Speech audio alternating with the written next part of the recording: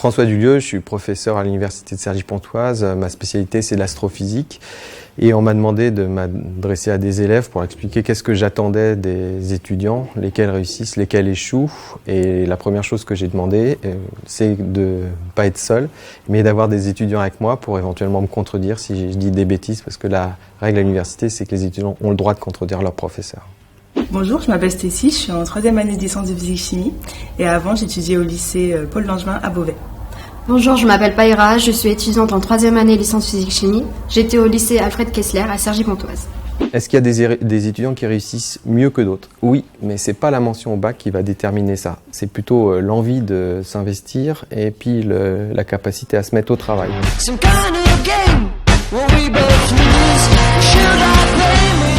Avant, quand on est au lycée, on est bien au chaud dans une classe, il y a un programme qui est déterminé, on est avec ses copains, et souvent on est avec ses copains depuis longtemps, puis on arrive à la fac, on n'a plus aucun de ses copains, et le prof, il n'est pas très exigeant, ce qui est un petit peu difficile à comprendre. C'est-à-dire que moi je suis prof, je donne des exercices, je donne des devoirs.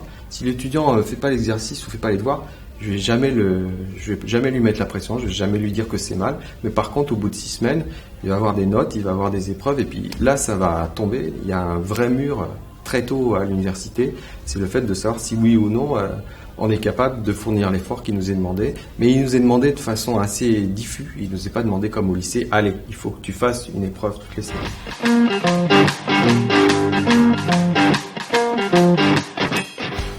Au lycée, il y a des manuels, mais à la fac, il n'y a pas vraiment de manuel. Il y a une bibliothèque ici. À chaque fac, il y a une bibliothèque universitaire.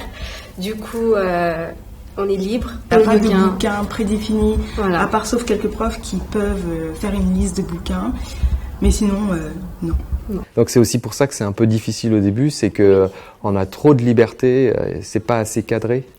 Trop de liberté d'un coup, et c'est pour ça qu'il faut très vite se prendre en main.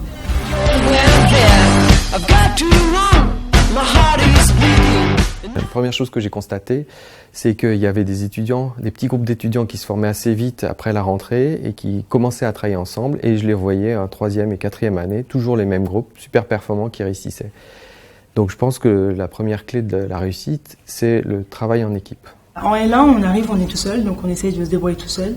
Et effectivement, on n'y arrive pas parce qu'on a visiblement un très grand manque de travail. Donc on se rend compte plus tard qu'il faut très vite se mettre en binôme avec une ou plusieurs copains pour pouvoir travailler tous ensemble. Et pourquoi ça marche mieux à deux? Ça marche mieux à deux, on se comprend bien. Oui, on se comprend bien, on s'entraide, on se passe nos cahiers. Et puis vous partagez vos questions? Tout à fait. Tout à fait. Est-ce que vous posez beaucoup de questions à droite à gauche, aux profs, aux autres étudiants? Oui, aussi. Oui, on peut très bien poser des questions à d'autres camarades aussi, aux profs, à tout le monde.